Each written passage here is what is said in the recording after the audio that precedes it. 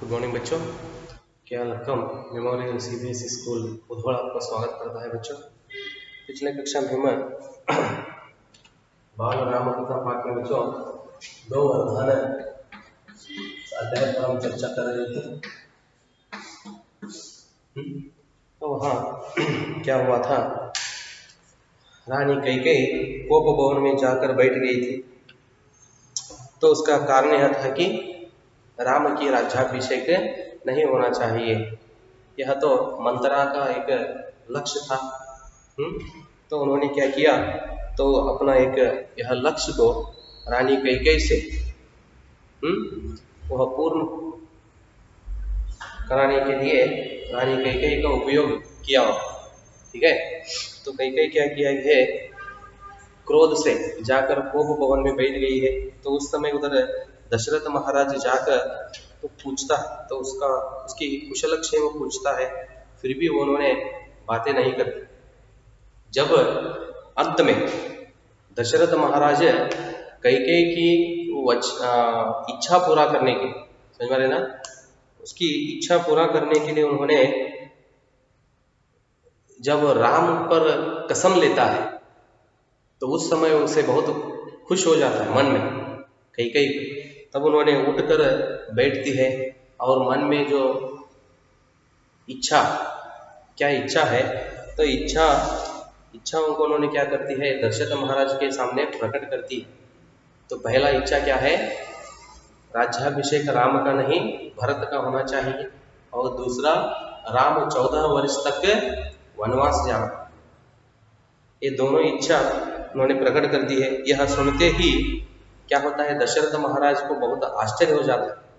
उन्होंने मूर्छित होकर गिर जाता है। मूर्छित मतलब बेहोश, समझ में रहे ना, बेहोश होकर उन्होंने गिर जाता है। कहते हैं, देखो उन्होंने, यहाँ तक हम पिछले कक्षा में चर्चा की है बच्चों, आइए देखेंगे। तो आइए शुरू करने से पहले पीछे क्या होता है, 1-2 पंक्ति देख लो। दशरथ का चेहरा सफेद पड़ गया, मतलब कैकेयी की बातें सुनते ही उसे बहुत आश्चर्य हो जाता है। आवाक रह गए, आवाक मतलब चकित, आश्चर्य, चकित रह गए। सिर चकराने लगा, वे मूर्छित होकर गिर पड़े। कैकेयी की बातें सुनते ही उसे बहुत आश्चर्य हो जाता है और उन्होंने चकराने लगा, सिर चकराने लगा मतलब चक्कर में पड़ गया। वे मूर्छित होकर गिर पड़े, बेहोश होकर नीचे गिर गया। यहाँ तक देख लिए बच्चों, आइए देखेंगे आगे क्या होता है। कुछ देर बाद राजा को होश आया।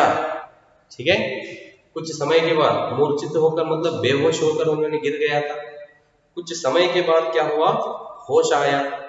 कैकेयी की ओर देखा और बड़े कातर भाव से बोले, यह तुम क्या कह रही हो। कुछ समय के बाद उठता है, ठीक है, होश आने के बाद उठकर उन्होंने क्या करते हैं, कैकेयी की ओर देखा। कौन, दशरथ महाराज। कैकेयी की ओर देखकर कहते हैं, देखो बड़े कातर भाव से बोले, यह तुम क्या कह रही हो। ಸ್ವಲ್ಪ ಹೊತ್ತಾದ್ಮೇಲೆ ಏನಾಗುತ್ತೆ, ಅವನಿಗೆ ಎಚ್ಚರ ಆಗ್ತದೆ, ಮೂರ್ಛೆ ಬಂದು ಬಿದ್ದುಬಿಟ್ಟಿರ್ತಾನ್ರಿ ಕೈಕೆ ರಾಣಿ ಕೈಕೆ ಮಾತನ್ನ ಕೇಳಿ. ಕೆಲವು ಸಮಯದ ನಂತರ ಹೇಳ್ತಾನ್ರಿ, ಎದ್ದು ಏನ್ ಮಾಡ್ತಾನ್ರಿ, ಕೈಕೇಯಿನ ಕಡೆಗೆ ನೋಡಿ ಕೇಳ್ತಾನ ಅವಳಿಗೆ ಏನಂತೆ, यह तुम क्या कर रही हो, ನೀನು ಏನ್ ಮಾಡ್ತಾ ಇದೀಯಾ ಇದನ್ನ. मुझे विश्वास नहीं होता कि मैंने सही सुना है, तो इस तरह मैं सुन रहा हूँ। कैकेयी, रानी कैकेयी के मुंह से तो इस तरह मैं सुन रहा हूँ, मुझे विश्वास नहीं हो रहा है। कैकेयी अड़ी रही, डटे रहना, अड़ना मतलब हठ ಹಿಡಿಯುವುದು ಅಂತ ಹೇಳ್ತಾರೆ, डटे रहना, हठ ಹಿಡಿಯುವುದು, ಅವಳು हठ ಹಿಡಿದು ಬಿಟ್ಲು। कैकेयी अड़ी रही, दशरथ कैकेयी की मांग को अस्वीकार करते रहे। देख लो, उन्होंने डटे रह गई, हठ ಹಿಡಿದ್ಲು ರಾಣಿ ಕೈಕೇಯಿ, ಅಂದ್ರೆ ನನ್ನ ಮಾತುಗಳ ಪಾಲನೆ ಆಗಬೇಕು, ಆ ವಚನವನ್ನ ನೀವು ಪೂರೈಸಲೇಬೇಕು ಅಂತಕ್ಕಂಥ ಒಂದು ಮಾತನ್ನ ಹಠ ಹಿಡಿದ್ಲು. ಆವಾಗ ಅವಳ ಒಂದು ಮಾತನ್ನ, ಅವಳ ಒಂದು ಏನು ವರದಾನವನ್ನ ಕೇಳಿದ್ಲು, ಅವುಗಳನ್ನ ನಾವು ಸ್ವೀಕಾರ ಮಾಡಲಿಲ್ಲ. ಯಾರೇ, दशरथ महाराज अस्वीकार करते रहे, उसे तिरस्कार करने लगे, अनर्थ बताते रहे। तब कैकेयी ने अंतिम हथियार चलाया, देख लो, वह उन्होंने अस्वीकार करते रहे, उसे तिरस्कार करने लगे दशरथ महाराज कैकेयी की बातों। तो अंत में देख लो इधर अनर्थ बताते रहे, तब कैकेयी ने अंतिम हथियार चलाया। अंत में एक और एक उपाय का प्रयोग किया। कौन? कैकेयी। कौन सा था वो? अपने वचन से पीछे हटना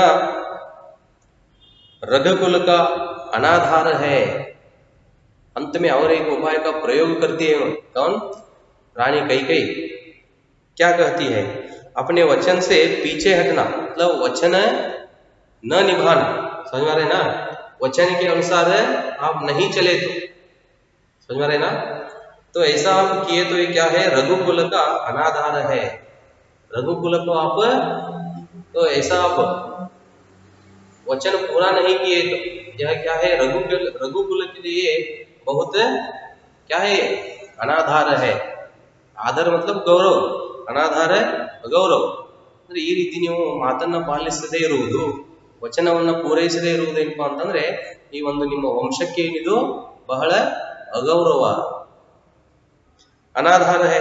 आप चाहो तो ऐसा कर सकते हैं, समझ में रहे ना? पर तब आप दुनिया को मुंह दिखाने योग्य नहीं रहेंगे। देखो इधर, आप चाहे तो ऐसा कर सकते हैं।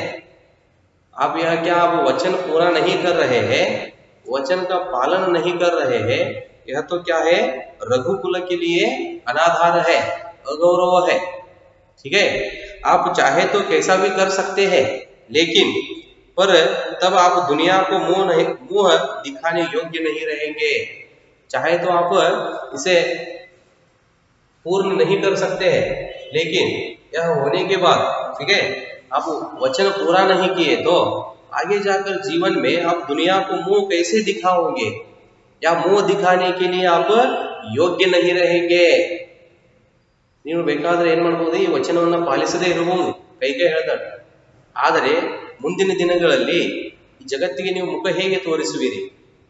ವಚನವನ್ನು ಪಾಲಿಸದೇ ಇದ್ದಲ್ಲಿ ಜಗತ್ತಿಗೆ ಮುಖ ಹೇಗೆ ತೋರಿಸುವಿರಿ ಅಂತ ಹೇಳಿ ಏನ್ ಮಾಡ್ತಾಳ್ರಿ? ಪ್ರಶ್ನೆ ಮಾಡ್ತಾಳೆ ರಾಣಿ ಕೈಕೇಯಿ।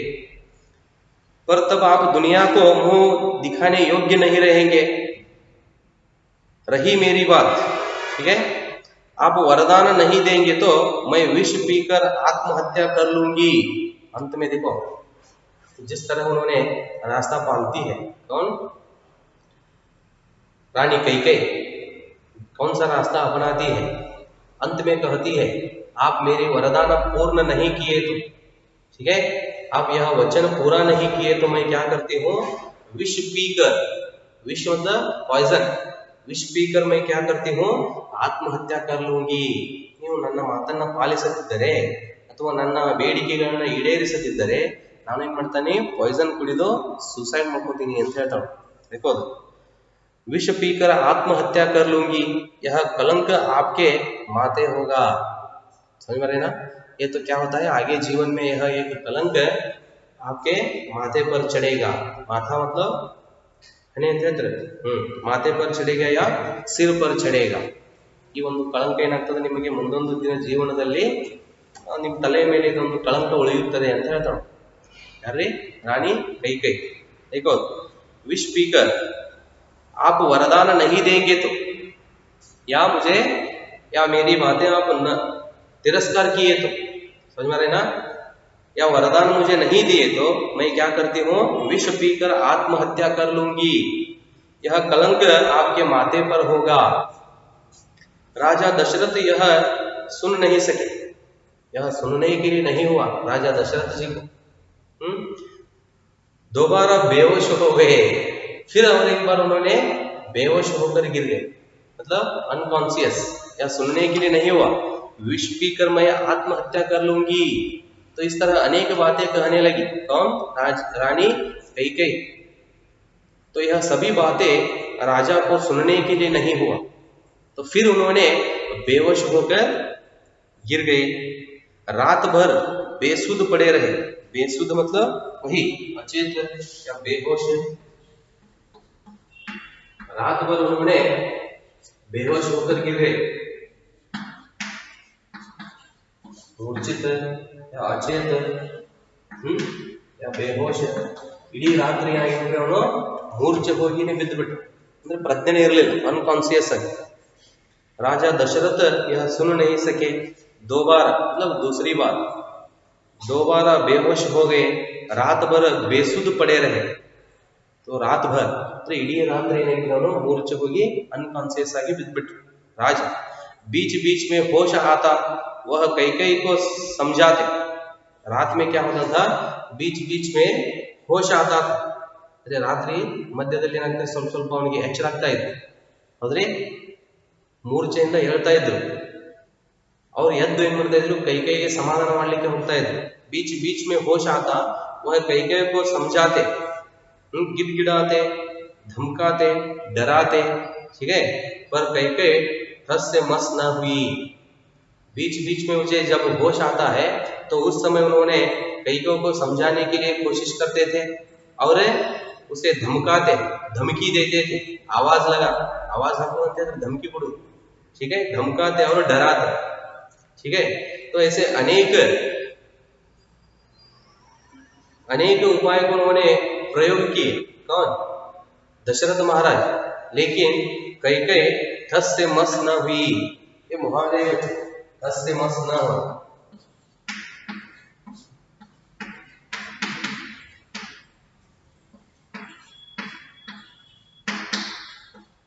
ठस से मस न हो, मुहावरे है, ठीक है. क्या होता है उसका अर्थ? हट ना छोड़ना,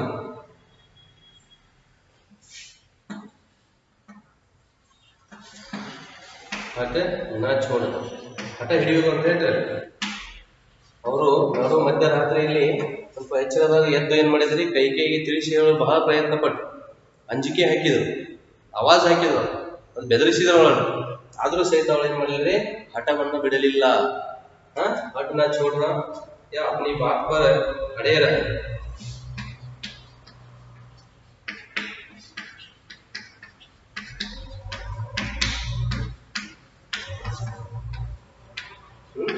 अड़े रहे.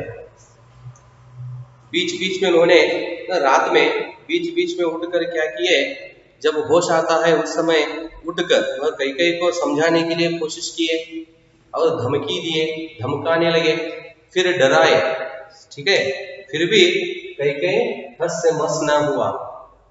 मतलब उन्होंने इतना कोशिश किए तो भी अपनी बात पर क्या किया, उन्होंने अड़े रहा, ಅವಳ ಹಠವನ್ನು ಬಿಡಲೇ ಇಲ್ಲ. सारी रात इसी तरह बीत गई. पूरा रात क्या हो गया, तो उन्होंने इसी तरह बीत गई. मतलब क्या किया, तो पूरी रात भर दशरथ महाराज कैकेयी को समझाने के लिए कोशिश किए, लेकिन तो उनका मन नहीं बदल गया. ठीक है, जो यहाँ तक रहने दो, देखेंगे आगे क्या होता है. तो कैकेयी की क्या वो 2 वरदान थे, तो वरदान में उन्होंने सफल होती या नहीं, ठीक है. क्या वरदान के अनुसार भीम वनवास जाता है नहीं, और राज्याभिषेक किसका होता है, यह आगे का पूरा विषय हम अगले कक्षा में देखेंगे बच्चों. धन्यवाद.